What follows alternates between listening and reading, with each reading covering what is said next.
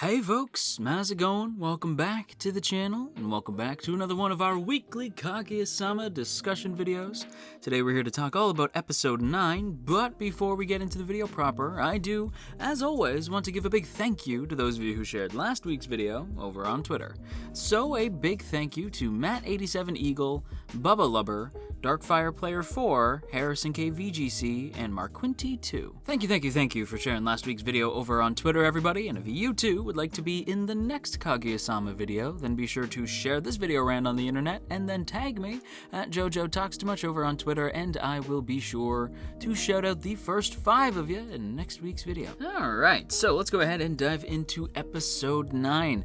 There's actually quite a bit to talk about this week, especially in terms of the fact that it's like all over the place. There's like we're following 3 different characters this week, as opposed to like normally where there's 3 different skits that usually follow 1 or 2 characters. This time, like, each skit is focused on a different character, and not a lot carries over from one skit to the next. Like, it's very much like its own thing.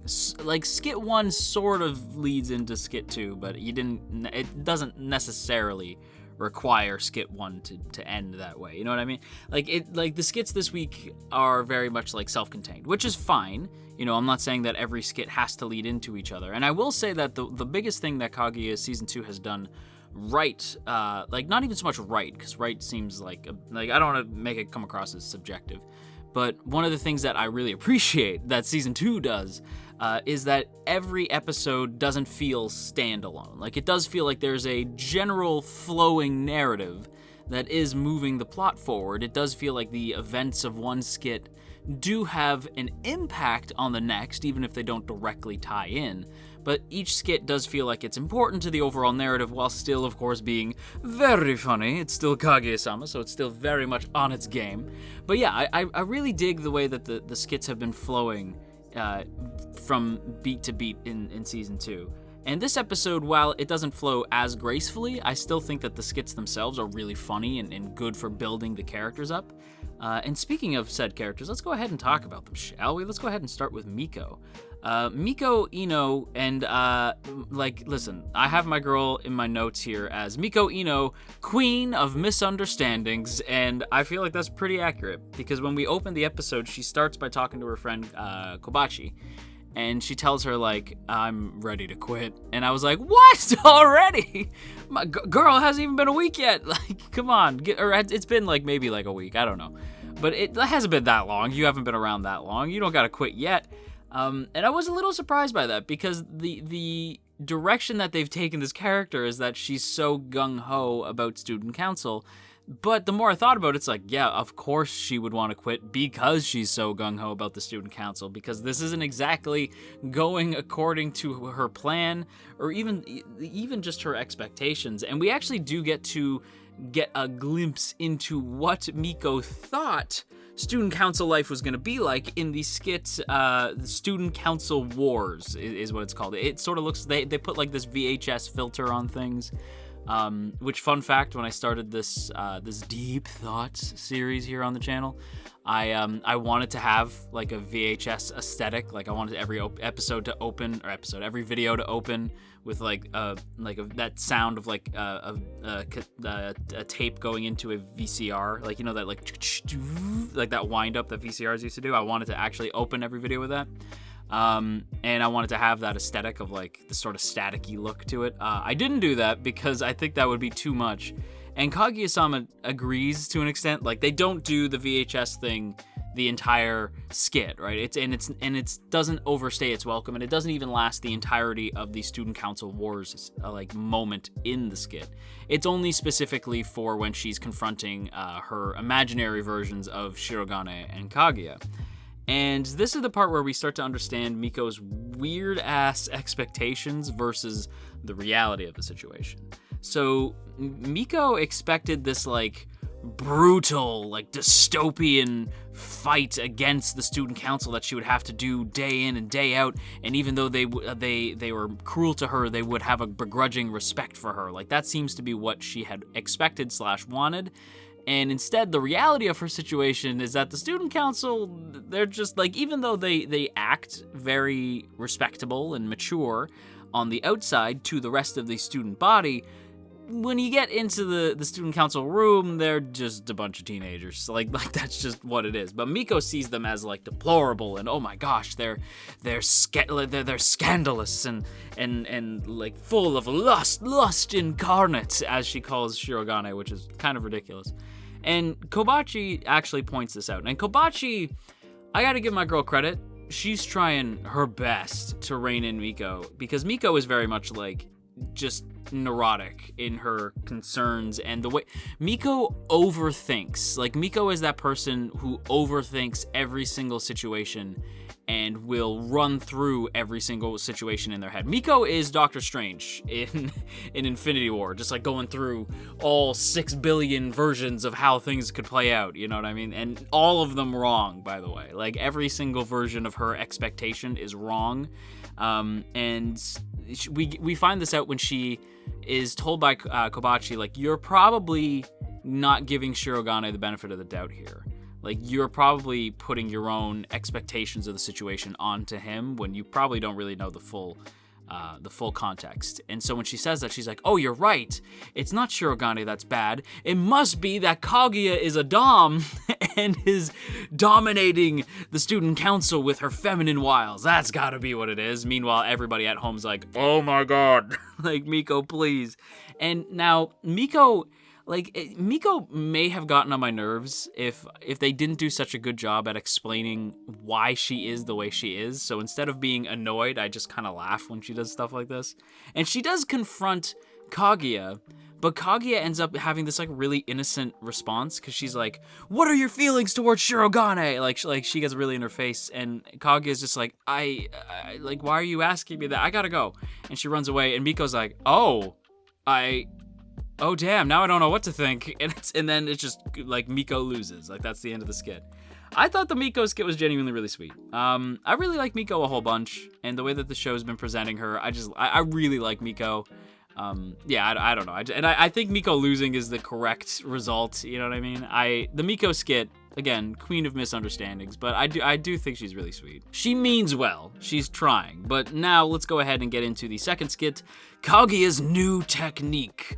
As we find out, since the hospital incident, so again, carrying on from the previous episode, Kaguya has been just completely avoiding our boy, like directly getting out of his way, not even looking up at him when he's talking, like not making eye contact, looking down and running. Like, she wants nothing to do with Shirogane right now. And you could tell it like actually breaks his heart. Like, you could tell it really hurts him. This episode, we don't get a whole lot of Shirogane, but like the stuff that we do get with him, you can tell he's actually kind of hurting inside. Like, he's not feeling all that great. Because Kaguya avoids him for the longest time, and spoilers, by the end of this skit, she friggin' judo flips him, and then there's a thing later that we'll get to in a sec. But yeah, Shirogane, you could tell, is not feeling the best. And Kaguya is not avoiding him because she's mad or anything. She's not avoiding him because of what happened last week, because she knows that she could have like another heart flutter and pass out, because she literally is so in love with this man that just the mere sight of him could potentially get her heart all aflutter, right? So Hayasaka, being best girl, Hayasaka once again just ready to save the day and trying to get this damn ship sailing, says, okay, here's what you're gonna do. The next time your hubby, she literally says your future hubby at one point when talking about Shirogane. She says, the next time you see the hubby, you need a routine to ease the anxiety that you're feeling when you come across him. And this is a really brilliant technique, actually, and they straight up address that. A lot of sports stars will have their own little routines, like little things that they do before they go out and play the game. They'll do this little routine to sort of ease the anxiety that they might be feeling. This is especially true of people in like top sports leagues, like NHL, NBA, yada yada. So I really, really dug the fact that they brought this here, because again, the one thing that Kaguya-sama has been excellent at is showing this like romantic sort of goofy story, and then actually turning it into a shonen battle series. And the only other thing I could think of that's more shonen than shonen battle is sports series. So like actually bringing that into play was really genuinely cool, and I dug it. I really dug that, and I love that it's Hayasaka who suggests it. And basically it's just that Kaguya will take her right hand and place it on her left cheek to sort of calm her down. That's going to be her calming, like sort of coping mechanism, which is really interesting. And it doesn't quite work out that way though, because eventually we get one of the coolest shots to me of the episode, and that is Love is War, the fighting game, which, when is that coming out? Arc System Works needs to get to work on a Love is War fighting game. I would pay good money to see that. That'd be really fun. But yeah, so basically this is, we're depicting this conversation in the form of Street Fighter, basically. But instead of throwing fists, they're throwing out words. And there's this moment where Shirogane straight up addresses the almost kiss. And that really puts Kaguya on her heels, and she gets all flustered and she can't talk to him anymore. So she tries to run, and then Shirogane, reaching out, like grabs her wrist, and so she's like, okay, I'm panicking, but it's fine. I just got to do the routine. Oh shit, he grabbed my right hand. So she can't do the routine. So this results in, as I said earlier, Kaguya panicking and judo flipping my boy, because she's actually, I believe they say she's like an expert in judo, and I don't remember what the other one was, like Aikido or something. So she just straight up flips the guy. And she feels bad about it, obviously, but it results in a Kaguya wins, because that's another one. I agree with that. I think Kaguya winning makes sense there. She doesn't necessarily tell Shirogane what's going on. She still manages to keep her cool, but she did like basically knock Shirogane out by accident. I don't know, but I do think that we'll see the return of like the routine again. I think that's going to be good for Kaguya going forward. And I do hope that she continues to use that, and this isn't a one-off. I do think they will, just because the show's been really good about that lately. But yeah, that's my thoughts on that. The last skit, I'll admit I'm not like super crazy about, but it is definitely worth mentioning. It's my boy Ishigami gets some spotlight, and now Ishigami is, as I said, my boy. But basically, it's about the Tribe of Yay, which is basically the cheerleading group that Ishigami joins because he wants. It's out of a moment of doubt, where he's like, maybe if I join this group, I'll sort of become a normie and I won't feel like I stand out so much. But then he realizes when he joins the group that it's not a group that helps you become a normie, it's a group that normies join. And first of all, Ishigami, I love you, but the word normie makes me want to vomit. Like, I hate that word. I just think it's so fucking juvenile. But then in fairness, Ishigami is a juvenile dude, so like, I get it. But yeah, like even like one of the girls in his class is like, are you insane? Like, you thought joining the cheerleading group was a good idea? Like, she gives him this like shocked look the whole time. It's cute, but basically what ends up happening is the cheerleading group decides what they'll do is that they'll swap uniforms. So guys will wear the girl's outfit and girls will wear the guy's outfit, which means that Ishigami has to find somebody who will let him wear their dress.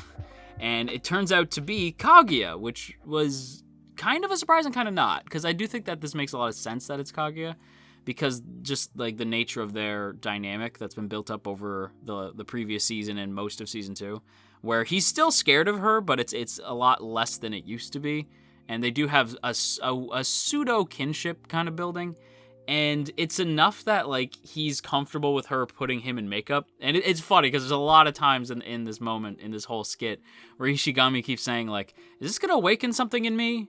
Is something already awakened?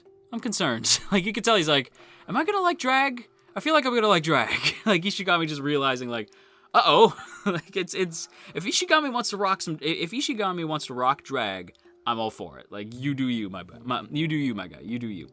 But I don't really have a whole ton to say, because it's just sort of like a wholesome skit, so I don't have a whole bunch that I can really add. I do think that the dynamic between Kaguya and Ishigami is kind of sweet. Like, she even pranks him when he says, like, because he doesn't mean to, but he says, like, actually, it's sort of tight around the chest, and she's like, cool, fuck you. She doesn't say it out loud, but she's like, cool, wow, awesome, that sucks, that hurt. And then so she does his makeup, but makes him, like, look like a goof, just as, like, a joke, and it's, like, really kind of sweet. But it's so sweet that Shirogane gets jealous, which I wasn't anticipating. But yeah, that's all I really have to say on the skit. It's not that it's bad, it's just I don't have a whole lot to say. It's just kind of wholesome, it's just sort of there. But with that said, everybody, I am going to wrap up my thoughts here. I will say I'm curious what's gonna happen either next week or maybe like the week after, since it seems like we're leading up to a sports festival where Ishigami is gonna be like a center, the central character. Since it seems as though he's getting like a whole arc about him being a cheerleader.